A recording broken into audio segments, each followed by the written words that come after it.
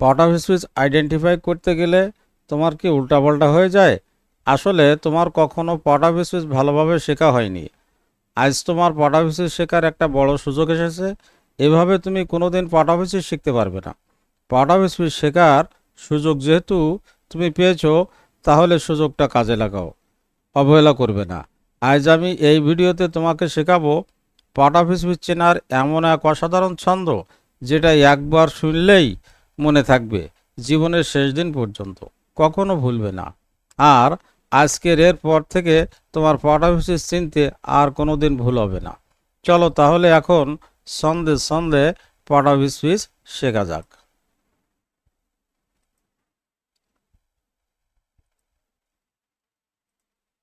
হ্যাঁ, আমরা এবার এটা মুখস্থ করে ফেলবো। যে আমি পড়ছি, যেভাবে পড়ছি তোমরা মন দিয়ে শোনো, দুইবার পড়লেই তোমাদের মুখস্থ হয়ে যাবে। দু নয়নে যাহা পড়ে তাহি নাউন হয়, কোনো কিছু করাকে ভার্ব তারে কয়। নাউনের পরিবর্তে যে পদ চলে, গ্রামারের ভাষায় তাকে প্রোনাউন বলে। কখন, কোথায়, কিভাবে ও কেন দ্বারা প্রশ্ন করিলে প্রাপ্ত উত্তরটাকে অবশ্যই অ্যাডভার্ব বলে। অ্যাডজেক্টিভ এমন শব্দ দোষে গুণে গায়ে গান, প্রিপোজিশন সে তো বরাবরই পূর্বী অবস্থান। বাক্যের ঘটক সবাই জানা, নাম তার কনজাংশন, সুখ দুঃখ প্রকাশ করে সে তো ইন্টারজেকশন। তো এই কবিতাটা মুখস্থ করে ফেলবে, দেখবে পার্ট অফ স্পিচের সব সংজ্ঞা এর ভিতরে আছে। এরপর আমি একটু বিস্তারিত তোমাদের বুঝিয়ে দিচ্ছি। দেখো, এখানে দু নয়ন বলতে পৃথিবীতে দুই চোখ দিয়ে যা দেখা যাবে সেটা হলো নাউন, আর করা বুঝালেই সেটা হলো ভার্ব। নাউনের পরিবর্তে যে ওয়ার্ডগুলো, কতকগুলো ওয়ার্ড আছে যেমন হি, সি, ইট, দে, এই নাউনের পরিবর্তে বসে, সেটা হলো প্রোনাউন। আর দেখো, কখন, কোথায়, কিভাবে আর কেন, এই চারটা ওয়ার্ড দিয়ে প্রশ্ন করার পরে যে উত্তর আসবে, এই উত্তর হবে হলো অ্যাডভার্ব। কখন, কোথায়, কিভাবে, কেন এরা নিজেরাও অ্যাডভার্ব, আর এর দিয়ে প্রশ্ন করলে যে উত্তর আসবে, উত্তরটাও কিন্তু অ্যাডভার্ব। আর অ্যাডজেক্টিভ হচ্ছে দোষ, গুণ, অবস্থা, সংখ্যা, পরিমাণ, এগুলো বোঝায়। আচ্ছা, আর প্রিপোজিশন দেখো, প্রিপোজিশন মানে পূর্বী অবস্থান, অর্থাৎ একটা সেন্টেন্সকে যখন যোগ করতে হয়, ওয়ার্ডে ওয়ার্ডে মিল করতে হয়, সম্পর্ক স্থাপন করতে হয়, এই সম্পর্ক স্থাপনের কাজটা করে হলো প্রিপোজিশন। আর কনজাংশন কি করে? দুটো ওয়ার্ডকে যোগ করে, আবার কি করে? দুটো সেন্টেন্সকে যোগ করে।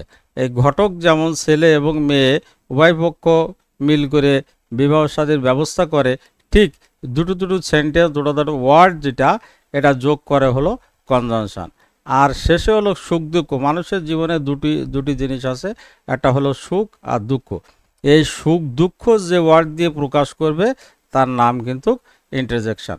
তো এই কবিতাটা তোমরা সুন্দর করে মুখস্থ করবে, দেখবে পার্ট অফ স্পিচ তোমাদের ক্লিয়ার হয়ে গেছে।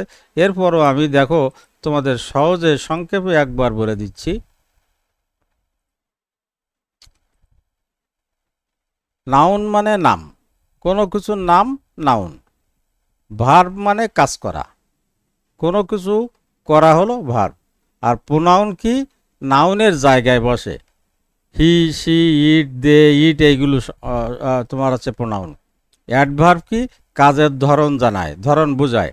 তো সেটা কি? কখন, কোথায়, কেন, কিভাবে, এরকম ধরন বোঝায়। অ্যাডজেক্টিভ কাজ কি?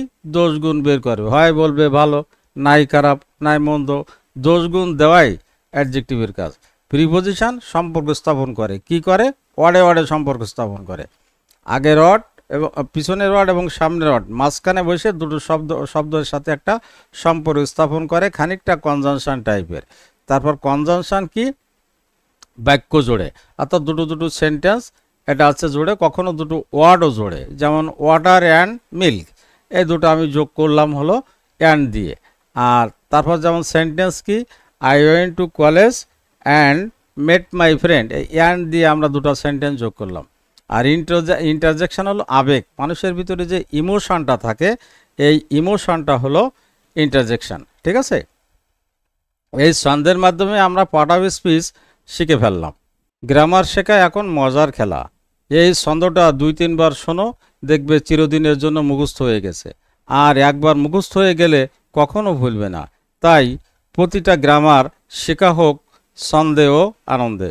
ভিডিওটা কেমন লাগলো কমেন্টে উল্লেখ করবে। আর যদি তোমার কাছে ভালো লাগে তাহলে ভিডিওটিতে একটি লাইক দিও, আর যদি হেল্পফুল মনে হয় তাহলে এটা শেয়ার করে বন্ধুবান্ধবের শেখার সুযোগ করে দিও। আর কথা না বাড়িয়ে আজ এ পর্যন্ত। পরবর্তী ভিডিওতে তোমাদের সাথে আবার কথা হবে। সে পর্যন্ত সবাই ভালো থাকবে, সুস্থ থাকবে এবং ইংলিশ গ্রামার নিয়মিত প্র্যাকটিস করবে। আজ এ পর্যন্ত। আল্লাহ হাফেজ।